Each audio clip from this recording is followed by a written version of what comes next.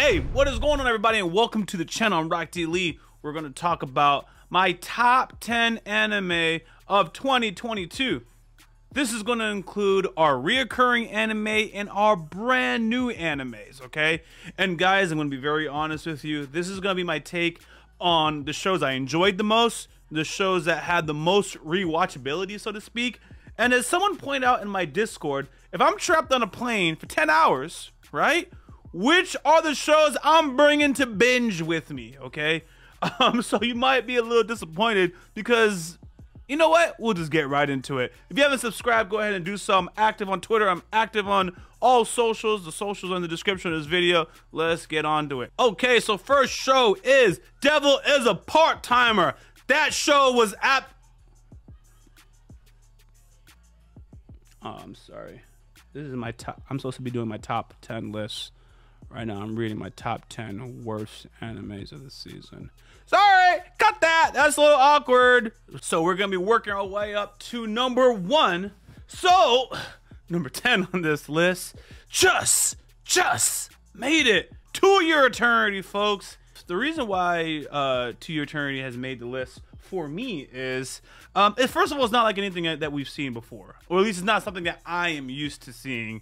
So seeing Fushi go on a journey and oftentimes be naive, right? I'm not going to spoil it if you haven't seen the show, but the character can be very naive, but for all the reasons why he's naive, it's understandable. So I like to watch characters grow, but sometimes, you know, the excuses for why they're not growing past this situation is intolerable. Okay, I'm not hating, but like, for example, watching like Tokyo Revengers and Takemichi, and it's like, yo, why doesn't he just learn from X, Y, and Z? Oh, you don't understand. Yo, it's been years of trauma. You know, he's been isolated. He doesn't know what to do in this situation. I'm like, yo, I'm not buying that, man. I'm not buying that. You know what I mean? But in To Your Eternity's case, as Fushi's going through his journey, like, yeah, he literally starts off as an orb. Like, you can't even compare him to humans in that sense. And that alone diffuses the frustration. So you just watch him going on this journey, and you meet interesting characters along the way. I'm not going to spoil it for you, but you meet a lot of interesting characters, and they become part of the journey in a very beautiful and poetic way. So that deserves an honorable spot on our list. Let's continue. You know, guys, as we reach the end of the list, I am going to also add an honorable mention, because, you know, there's just some shows that are just good. I want to mention it, but they just didn't make it on the list. Anyways, number 9 on this list is Call of the Night. Another underrated anime, guys. I haven't heard much people discuss it. I hear more people discuss To Your Eternity than Call of the Night. And the reason why I'm picking Call of the Night is, you know, I guess it's a rom-com, right? I don't go on the internet and try to figure out what it's called. I do blind reactions and I post what I think about it. Anyways, so I like Call of the Night because, again, it's not like what I'm used to seeing, okay? And it's not just, oh, I want to become a vampire. Kind of gave away that plot, right? But I won't go too deep into it. But it's not like, oh, I just want to become a vampire. Oh, I love you. You love me. All that. It's not like that. You're going, again, it's characters that have to learn from each other. And they really go into the topics of what is love. They go into topics of, like, you know, boys having lust and distinguishing, wait. I'm feeling something in my body, but that's not exactly love. That's just hormones, right? They go into these adult themes, and I won't spoil it, but then you also get some dope, reasonable action in the show. So again, you're going to see a lot of the shows that I pick on this list. Well, the top shows are going to actually be more along the same, but the bottom tier shows that just barely make it, they're different. And that's going to be one of the things that separated them from anything else and made it to the list. Let us move on. Now, we're going into some of the mainstream as I start waving around. Next, it's My Hero Academia. Oh my gosh. We're coming off, I'm just going to say it, man. Season 5, it wasn't fun, man. If this was anything like the last season, I would officially just not be interested in the show anymore. But the show did what needed to be done. Should I use Kaiba or Yugi? For this theme, we will use Yugi. What My Hero Academia did is they sacrificed the entire season for a greater cause. Because season 6 came in with heat. And I love Yugi for these references. Sacrifice for a greater cause. So I love villains. Love them. In real life, hate them. But in fiction, they're just so cool, man. They express the things that you think inside your head, but you can't do it because you're constricted by the confines of society, right? So we got a little bit of the villain buildup in season 5. Technically, we've been getting it all throughout the whole franchise, but season 5 is my recollection of really getting some personal stories, really getting you to empathize with some of these villains. And no wonder, because season 6, they are running shit. Absolutely running shit. And there is destruction. The world, well, Japan is getting,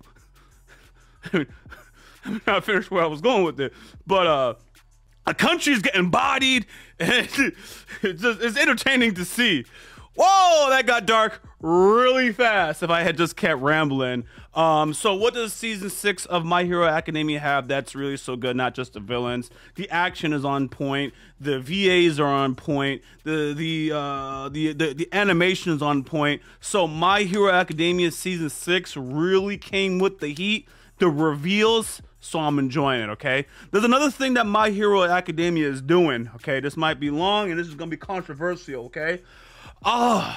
They cover the point of view of multiple characters without dragging shit out, okay? So, like, in 22 minutes, you feel like a lot happening. So-and-so bodied a bunch of people, lost their leg. Got it. Next episode, that person lost their leg, but they still going. Got it, right? It wasn't an arm. Who knows, right? And there's going to be another anime on this list that is like, there's a lot of characters that are in the show, but I kind of feel like I'm not getting a lot of things happening per episode, right? It's better to like almost hold off, right? And then kind of binge and catch back up. You will see. All right. Anyways, moving on down our list, we have Uncle from Another World, guys. Uncle from Another World is an isekai. Woo! I won't tell you if there's any isekais on the list, but it means a lot that Uncle made it. Now, hear me out. There is Overlord, which, you know, had a season 4. There's Eminence of Shadow to compare it to. There's Skeleton Knight. I don't watch every isekai, so there's a lot of heavy hitters to compete against Uncle from Another World. I will tell you why I like Uncle from Another World, and most of the shows on this list are going to fall into that same criteria. I don't want to watch TV and overthink. Now, I would do it as a reactor, and heck, it makes great entertainment for you guys, but really, in my heart, how I consume media, I want to be able to wash the dishes, chill, clean up something, be editing, and look over here and get mindless entertainment. It's not that Uncle is a mindless, right? It's just, it's not overly complicated, and the jokes are good, and the jokes are adult jokes, and I'm not talking about crude, dirty, yes, I am. Yes, I am. I am talking about crude, dirty, but it's not in a tasteful way, right? So one of my problems personally when I watch other comedy shows, Uncle from Another World is a comedy isekai, guys. One of my problems when I watch shows that are funny, right? I'm going to do it. I'm going to take on Konosuba for a bit. The jokes are happening rapid fire, right?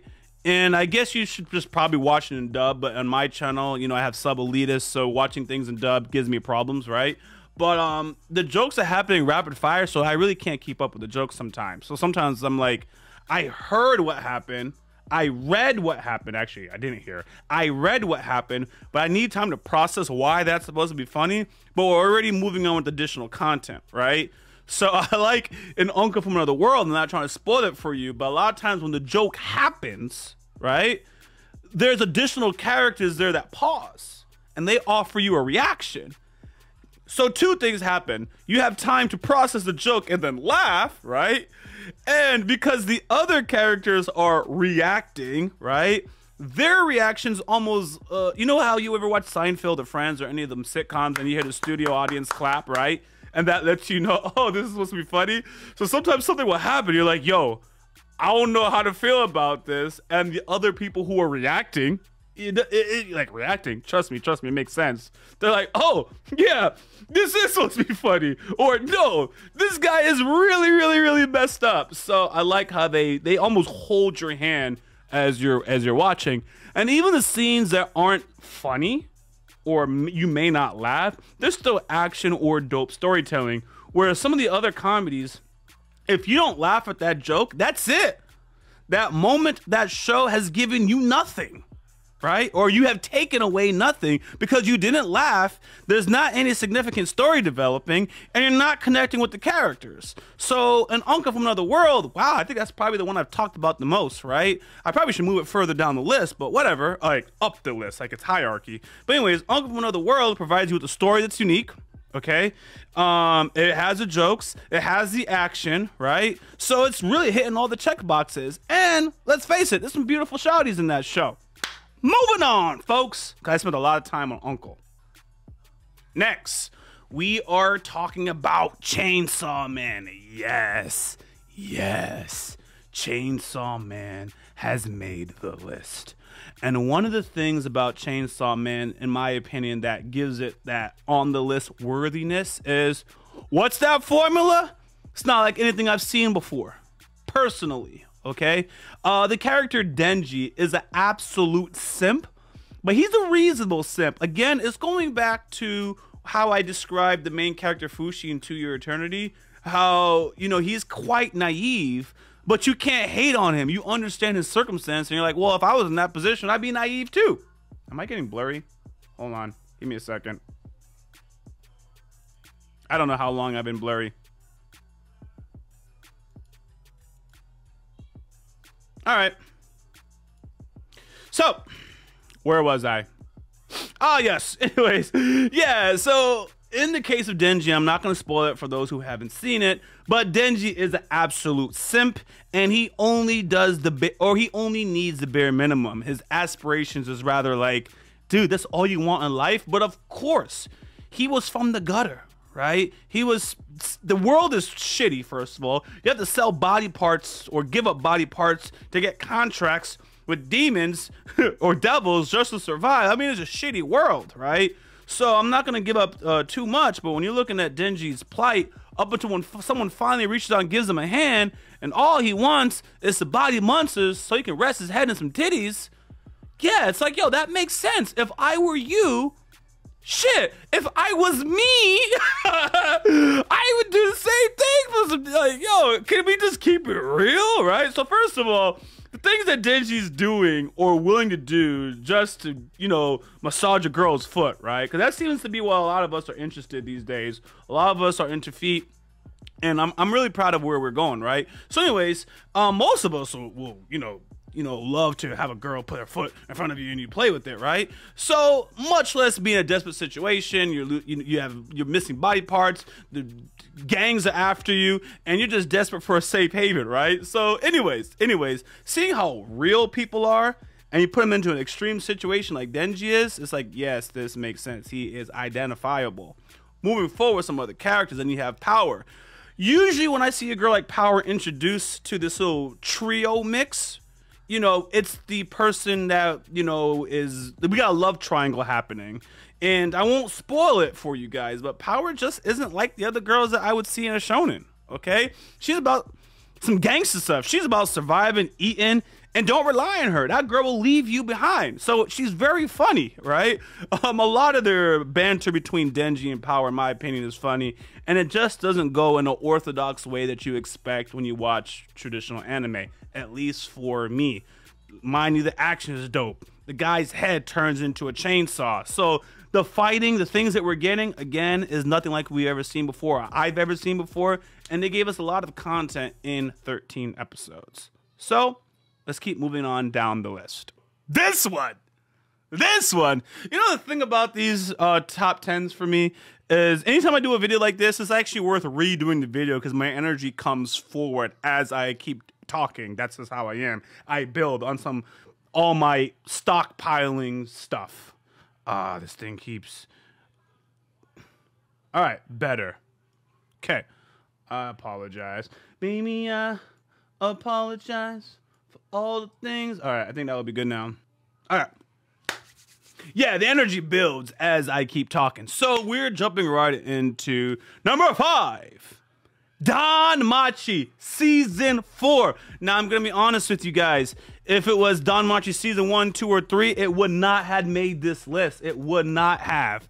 But DanMachi Season 4, holy shit, it was absolute gas. It was so gas, I took the time to make an independent video on the first core or first arc's main villain, which was Moss Huge, right? So one of the things that separated DanMachi Season 4 compared to everything else, first of all, is the growth of the characters. You almost couldn't have had such a great season if they didn't develop the characters like they did in the first 3. The first 3 seasons are good. I think, is it Season 2 that kind of felt slow? It was like a half of Season 2 that kind of felt slow. But the point is, the first 3 seasons are good, but they do important character development. Important character development. So when we hit Season 4, everybody's already established. They're already self-sufficient. They've done their training. They're ready for some real adventure shit. And even though they're ready, they get their whole shit ran. Absolutely ran. There is death. There is carnage. There is body parts flying. There is teamwork. Actual legitimate teamwork. Bell's crew is more capable than Goku's Z fighters. Holy shit. When Goku's gone, these Z fighters don't accomplish anything, man. It's hopeless. Vegeta and Gohan barely carrying. It's hopeless. But Bell, Krano's crew, no, they actually hold out. They actually hold the fort. They actually do things while Bell is gone or as Bell is coming back or offer Bell reasonable assistance. It's a capable group. And we get introduced to villains that, again, I won't say aren't like any other villains we've seen, but they're just well done villains. So my favorite villain is actually this Moss Huge thing, which no one in the world talks about. I'm probably the only person who talks about Moss Huge, but I like Moss Huge. I won't spoil it, but it was a cerebral villain. That villain was trolling. That villain was laying traps. That villain was running away, coming back. Surprise attacks. Moss Huge. Oh my God. That is a fantastic villain. And in all, I'm not gonna lie, I think it was Moss Huge, which is why I like Season 4 of DanMachi so much. So DanMachi Season 4 is getting an honorable mention, and with season's not done, the second core is continuing in January, right? January 2023. So let's continue with the list. Next up, we got Demon Slayer, guys. That's right, Demon Slayer. Now, I'm not gonna lie to you guys. I'm not a massive Demon Slayer fan, okay? I'm in that little old school generation that's like, man, Demon Slayer kind of gets carried by the animation. But shit, that gets carried by the animation, hard body, the music team, and if you want action, you get in action. Let's face it, okay? This season of Demon Slayer was hard carried by Daki. I loved Daki. Her shit talking, her calling people ugly, and she's a pretty character herself, but it was not just the endless simping, just watching her deflect, right? Or just straight cap, talking like she a hero. She really was talking the whole time like she a victim and they ran up on her, but she's the one bodying people, right? Now, she does have an origin story that makes sense, and a lot of them do. That's part of the thing with Demon Slayer, right? So just enjoying her shit talk on Tanjiro and the crew every week, yo, absolutely liked it, man. And then it gets added better with her brother. So Daki and her brother as a combined force, they were just a beautiful, beautiful set of villains to watch. This shit talking, the itch, and all the little gimmicks that they had is really what it was that made Demon Slayer, for me, worth mentioning as one of the greatest of 2022. Yeah, also, all the characters are good. Tanjiro did his thing. Flashy did his thing. Nezuko? No, it's not Nezuko. It's Inosuke. Inosuke! Yo, they was doing their thing, man. But I'm not gonna lie to you. I'm not gonna lie to you. Just like how Moss Huge made DanMachi Season 4 for me, right? Daki made Demon Slayer Season 2 for me. Love the shit talk, okay? Now we're moving. we're moving to the top 3. You guys ready? If you guys haven't subscribed on this channel, I do ask that you guys do so. Drop a thumbs up. I want to hear what's your list and what you think about this list. Let's continue. All right. We're gonna get into a show that introduced me to soft shows. I was a thug and a gangster, I promise you. Where's my kunai? All right, you see, I was a thug and a gangster, but now I'm not. That's why I don't have my kunai available, right? So, we're gonna talk about My Dress Up Darling. That has got the number 3 spot. Before My Dress Up Darling, I never even watched rom-com, okay? So, it's safe to say that Call of the Night wouldn't have made this list if I didn't watch My Dress Up Darling to even open me up to watching relationships or attempts at relationships or these neat shut-ins fail at trying to have relationships, right? If it wasn't for that, right, I wouldn't have gone to Call of the Night. But let me talk to you guys about why My Dress Up Darling was so good. And guys, I'm just gonna keep it real with you. I wasn't gonna give it a chance. I saw some images circling and it was baby girl's feet, man. Baby girl's feet was all out there and she was like, she was talking to Gojo. She was talking to, oh, let me see if I can do this. She's like, Gojo-kun, Gojo-kun. And I was like, what's that? What show is that? I want to watch it.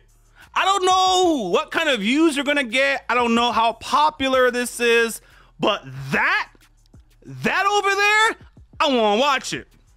And it just turned out that it actually worked out and it was a popular show. Oh, thank God. Because the resources you put into editing a show that no one watches. So anyways, My Dress Up Darling was phenomenal. Okay, let me actually talk to you about why it's actually good, not just why I started watching it.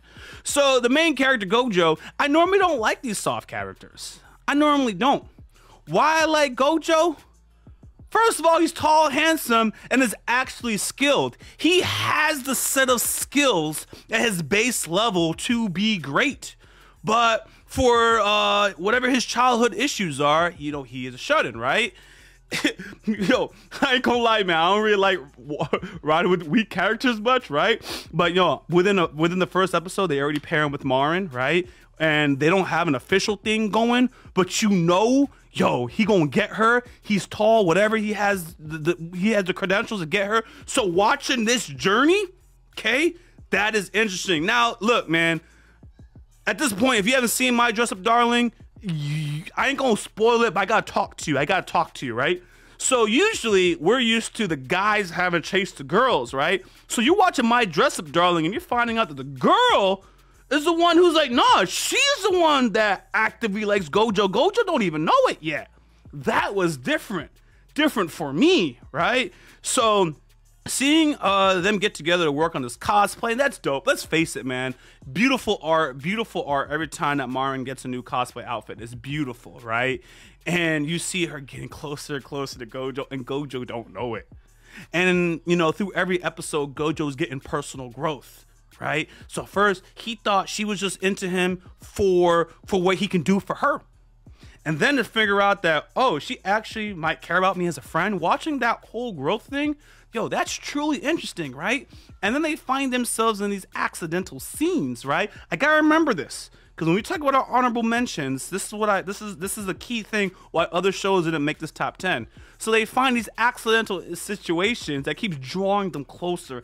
And guys, let's just not sugarcoat it. The sexual tension is just growing. And holy smokes, I won't spoil it for you, but everybody knows one of the final 2 or 3 episodes are literally Gojo lifts this girl up like he's jacking a car up, right? To change his tire, man. Yo, I don't know what he was trying to do tomorrow. Actually, he don't know what he was trying to do. His biology was speaking to him for the first time. His boy was like, let me out. I'm trying to get at that. And Gojo, he didn't even know, man. So anyways, it has a whole lot of banter, whole lot of personal growth, dope cosplay that you get to see. Other girls get introduced to the show, but I'm going to be honest with you, I don't really pay that much attention. So that's just that. I don't want to go into the negative of why I don't. One looks like jail, and the other doesn't look like jail, and that is actual jail. So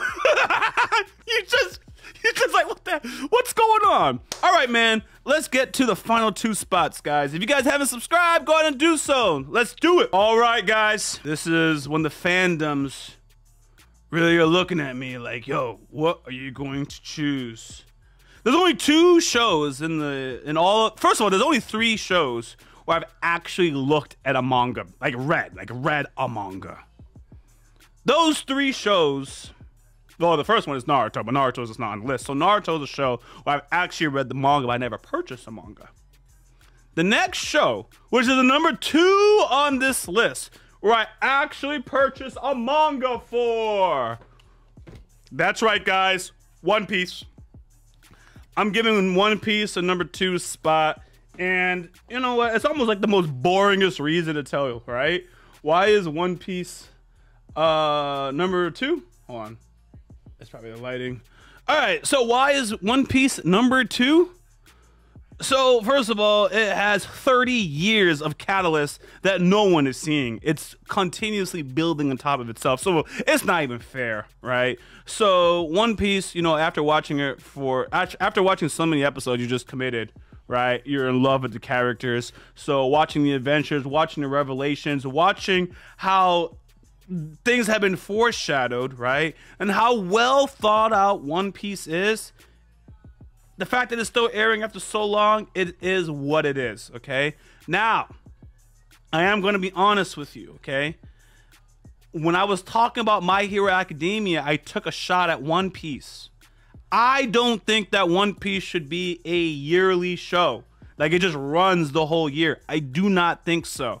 When I was doing reactions, I'm still doing it, but when I was reacting and we're doing like 2 or 3 episodes at a time, I didn't feel there was any pacing issues, and we were watching like 6 to 9 episodes a week. I felt no pacing issues because we covered so much in that week, okay? So now that I've caught up, and it's like you watch 1 episode, you get through the long beginning, right? You know, the recap. Sometimes a recap is 6 minutes. You're like, wait a goddamn minute, ain't nothing new happened yet. Nothing new has happened yet. Then they get to these guys, and what are they doing? Running. We gotta get to Luffy. Is Luffy alive? I don't know. We gotta stop Kaido. Oh, I'm gonna go here. I'm gonna go here. Okay, see you later. Then you get to the next group. And what are they doing when you get to the next group? They are also running. That group is also running. Then a fight starts, and you're like, oh, snap. Yo, they finna do it. Nope, cut to somebody else. Then they finally show that fight. Literally 10 episodes later, which is 10 weeks. You're like, oh, okay. And they repeat what they repeated.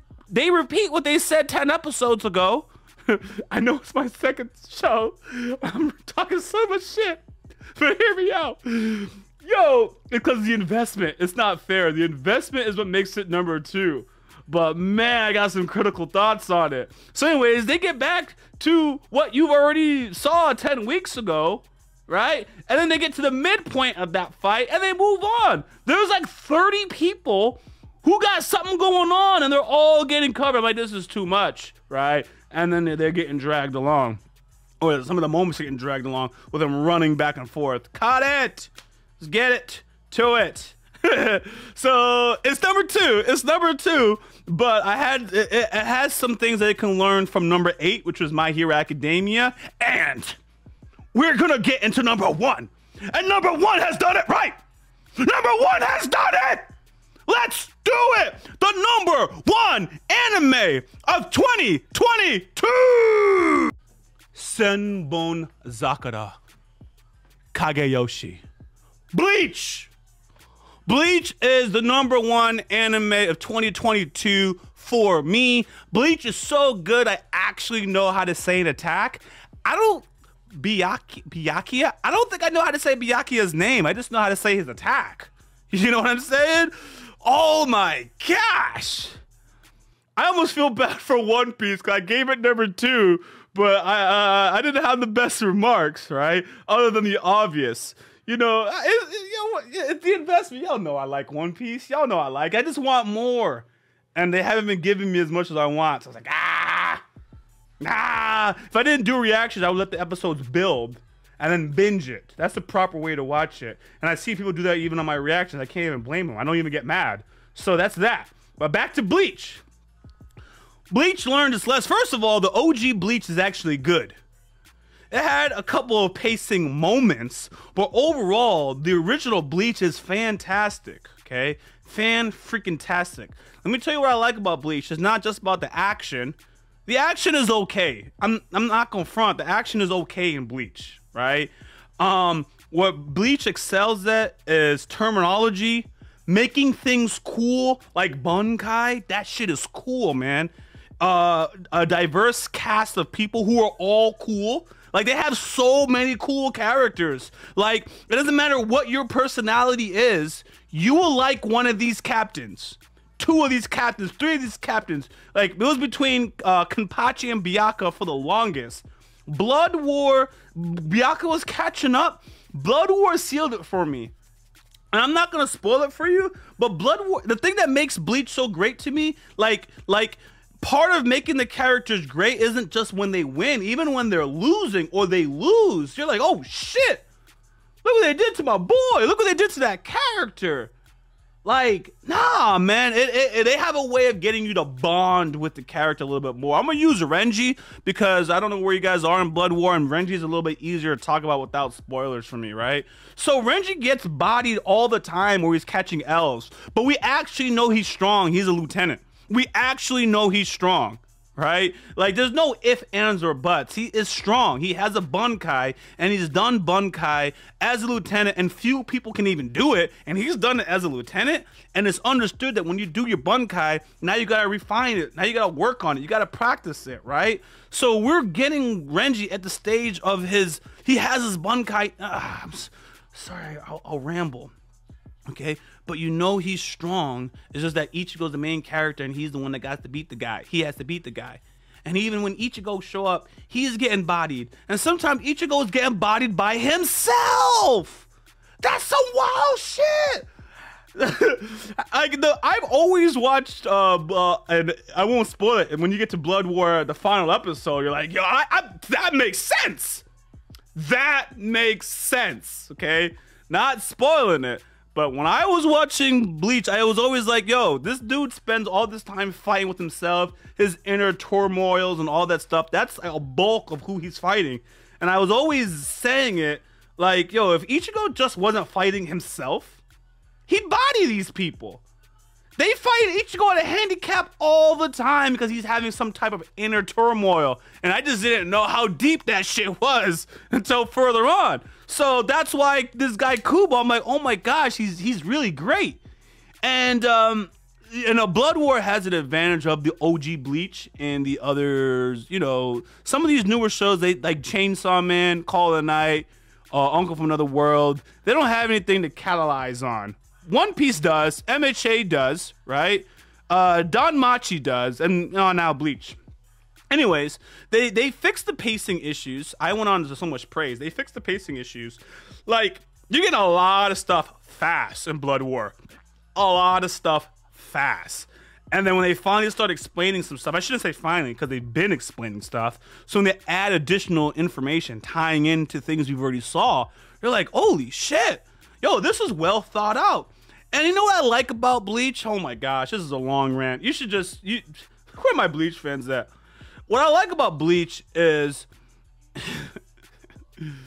I'm just going to be controversial. One Piece's foreshadowing is they drop a nugget, they don't explain it, and you're left to think about it or forget it for 150 episodes. You're like, oh my gosh, there was a hat. Whose hat is it? Oh my gosh, there is a hat. It's a big ass hat. Could it be? Oh. And that's all, right? Now, mind you, the stuff is truly mind-blowing. It's truly mind-blowing. But what I can appreciate with Bleach, right, is instead of leaving you blue-balled, right, they introduce a point to you, a plot point, and they close it, right? So you're not left wondering, why did they show me that? They showed it to you, closed the point, so you're like, oh, they showed me that plot point because that person died, and that person's death was to catalyze this person to be great. Or this person's great because that person died. Moving on. You don't think about it. Then you get forward and you're like, wait a second. How did that person die so easily? Something's not making sense. Wait a moment. They died? That person shouldn't have died under that situation. Something isn't making sense. But whatever. You know, maybe that's just hold on, guys.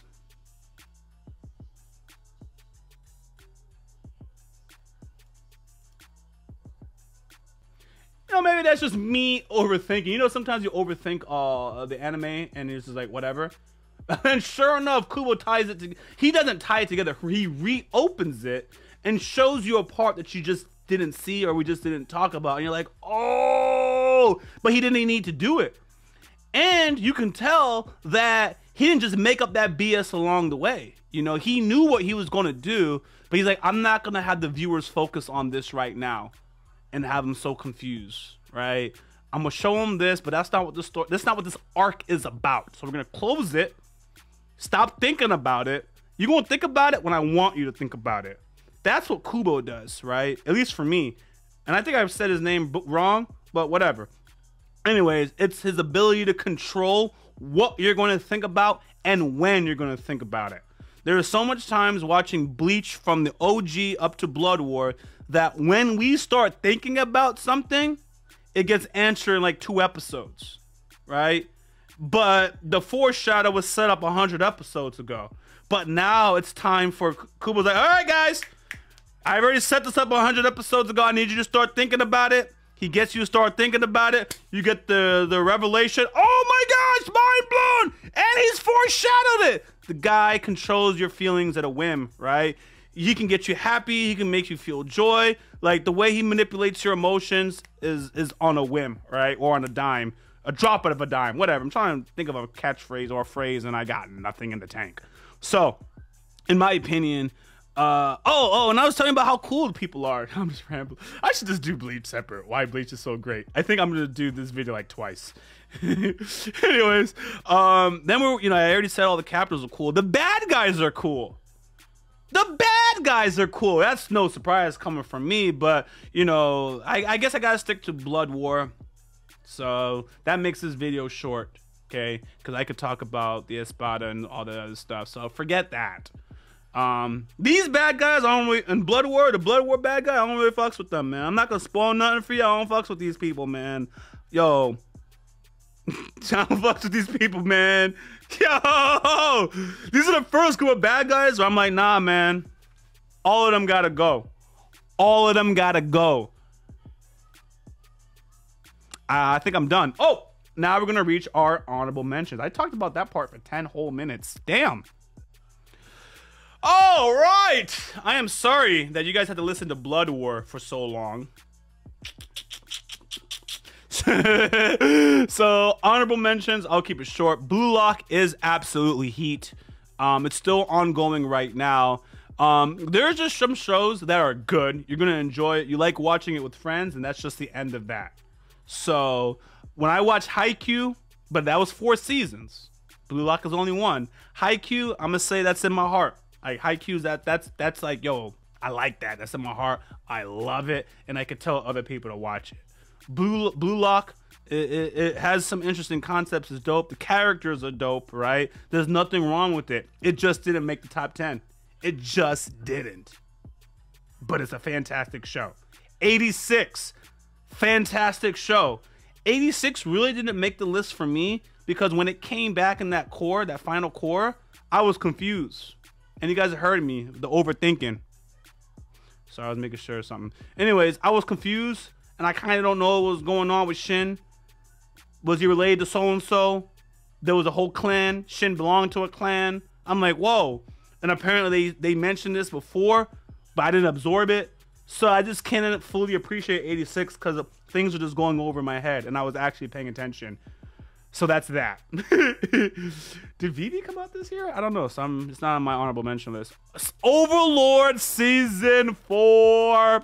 Overlord fans like, what? I put Uncle from Another World up there because, again, I would watch Uncle just in the background, just kicking it. and then laughing, replaying my favorite scenes, right? Overlord, when I think about it, there's not a lot of favorite scenes that I would rewatch. But the show is very, very well written. But a lot of it is stomping on humans, glory to Nazareth, Ainz don't know what's going on, glory to Nazareth, crushing the humans, crushing the humans. A lot of good humans die, a lot of good people die. And that's just not my thing on my own time. But I do find it very entertaining to watch with people, and it's never boring. Especially since, like, I like to theorize and whatever, and the story is well told. It is never boring. Except for in season 2 when they was killing lizards. That was kind of why we're doing this, guys. But anyways, on to season 4, and I'm not gonna lie, man. It's kind of like, it's not like Blood War. I won't spoil Blood War, but in Overlord, you're just bodying a bunch of people, like just absolute carnage, and you don't really feel good about it. You know, it's like, damn, everybody gotta go. Yeah, damn. I don't feel good about this. Anyways, so Overlord is a very good show. It's very, very, very, very, very, very good. But I was never an isekai guy before doing reactions, and I'm still not an isekai guy. Uncut from Another World, as you guys can see, if you know isekai, that is unique. I like that one. That's something that's just me. The isekai that's me, like just straight up, yo, Digimon, Monster Rancher. What kind of isekai I be watching? But y'all don't consider that isekai. But anyways, next honorable mention, Spy Family. I mentioned something about Dress Up Darling, so here's the connection with Spy Family. Spy Family is actually good. I like the first core. I was watching Spy Family with some of the expectations I had in my Dress Up Darling. That's my fault, but it's a blind reaction. I'm an anime only. I wanted some more Yor and Lloyd action. I want to see some more Lloyd, but it's wholesome. When I was reading comments, people were talking about how wholesome it was, and they could watch it with their family. I was like, what? Oh, so it's that kind of show. You know, so I don't really get a lot of the things I am looking for. It's still a good show, but it doesn't get in the top 10, and I found the second core wasn't as good as the first core for me. For me. It's not bad-mouthing the show. It's in the honorable mention. So consider that. Attack on Titan season 4. Nah, man, Attack on Titan is a fantastic franchise. It's a beautiful, beautiful, beautiful franchise. So, like, in theory, it should be up on a spot, but I just care about Eren at this point of the story, and we're talking about the season 4 part. I just care about Eren. So every time they showed me these other people, Armin, like, I don't really care about that. Mikasa kind of fell off for me. I used to really love Mikasa. She had a different character design. No shade. I'm not here to bash the studio, but I'm not fond of it. Okay, so my relatability or my liking the character simp-wise kind of went down. So now I was like, okay, Mikasa, I am here to like you for your character. But we know Mikasa don't talk too much. She just bodies people and says Eren. Eren bodies people. That's all she does. So with them changing her appearance, and that's all I get from her, it's kind of like, okay, there's that from Mikasa. You guys know, a lot of your favorite characters die or dead. They're dead. So a lot of the people that you get invested with, they're gone. So at this point of Attack on Titan, I'm just watching it for it to end. And I'm not speaking badly about it. I have no problem with it. But it's like, it's supposed to end. We all thought it was going to end, and they tricked us. I think they tricked us twice. Somehow the Attack on Titan finale, but like, this don't make sense. You can't fit all these episodes here. They didn't. They were going to do a movie, maybe not. Then you get to the second one, you're like, is this the end? And no, that's not the end. You're like, okay. So when is the end happening? Because at this point, I just want to know how it ends without the spoilers. I just want to see how it ends and kind of get through to it. I just care about Eren. And even when you're interacting with the fan base, I'm not gonna lie, fan base really, really impacts things. I like Eren, and then people are like, if you like Eren, you are so whatever. And it's like, dude, no, I can just like Eren as a fictional character and just leave it at that. So you can't even publicly say you like Eren. You gotta like Eren in private. Kind of takes the joy out of it. So you just watch it, you know, and you, like, aside from reaction, you just watch it in private and not talk about who you like, because then you get attacked. Takes down the joy. But hey, fantastic series, fantastic plot points. Like, it's a good show. Good show doesn't mean I'm picking you on that 10-hour plane ride. Remember that. Last but not least, guys. No, there's two. I'm going to be fast with this one. Ranking of Kings, Summertime Rendering. Those are honorable mentions. So, Ranking of Kings is good. You know, I don't really like these little crybaby soft characters. We got King Bochi. And again, like I talked about in To Your Eternity, like I talked about in Dress Up Darling, he's a kid, man, but he's actually trying. And there's reasons why he's not as strong as he should be. I won't spoil it. So he's just a character that makes sense. And then, you know, he's going through his little, his little moments, but he puts that sword up and he wants to body some people. It's like, yo, this is dope. I like that, man. The ending of Ranking of Kings season 1, I didn't like that ending. You know, where we're going and how they solve some things on some kumbaya stuff. I was like, this was a dark show with some moments of joy. That ending should have stayed a little dark. Y'all got a little too wholesome for my expectations. Again, this is my expectations, not a bad show. I think the ending should just have been a little more darker. Like, we should have got some vengeance. When people are like, it's okay. You're all right. We're not going to worry about all the things that you've done. We're going to be okay. There's a reason for it. They've explained it or shown it, but it was so out of sight, like as a focal point, that it's like, oh yeah, I guess they did bond. So yeah. And I guess he always cared about that person from all this time. So it makes sense that he would want to forgive her and have everyone else do it. But you don't see how many people died? You don't see how many people died? And you was a thug. I liked you because you were a thug, and now you're not a thug anymore. Anyways, Summertime Rendering, also fantastic. They had a similar ending to Ranking of Kings, but just done better. Done better. So I won't spoil it, but so first of all, Summertime Rendering is good because the main character, when you compare to, I'm not gonna sugarcoat it, Subaru and Takamichi, right? He uses that ability of manipulating time or travel. He uses that better. He handles things better. Now, unlike the other two, there are things that make him. First of all, he has a supporting cast of people, and some other people have abilities, and they help him. Right? He actually has a support group. The other people don't have. The other people I mentioned don't have a support group. Subaru can't tell nobody. Takamichi only told one person, so they don't really have support groups. Shin, damn it, it's been a long time. Anyways, the main character of Summertime Rendering, he has people that he can explain things to, and he has a support group. So he does things better, but the enemy also counters very, very, very well. So anyways, the reason why I mentioned that is you do get a kind of kumbaya ending, but again, the guy has the power of controlling time to some extent, and he's good at it. Like, you were all riding with him when he was good at it, so you should expect that he can fix things. And I won't spoil what that means, but it ends good. Ends good. So, anyways, that is my list. This is long. I think I made a 40-minute video. Shit. Well, thanks for watching, guys. If you guys like my content, make sure you smash a thumbs up, drop a comment, let me know.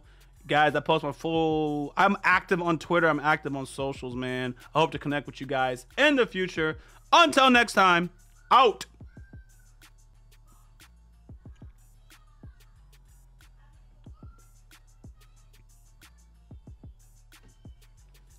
And guys, if you haven't subscribed, go ahead and do so. Drop a like. I appreciate it. Trying to get this channel to 15,000 by the end of the year. That's a goal of mine. Let's continue. What's going on, everybody? Thank you for subscribing to this channel. If you haven't followed me on Twitter, please go ahead and do so. The link is in the description of this video, and I actually tweet back. Much love, YaBoyRockLeeShow.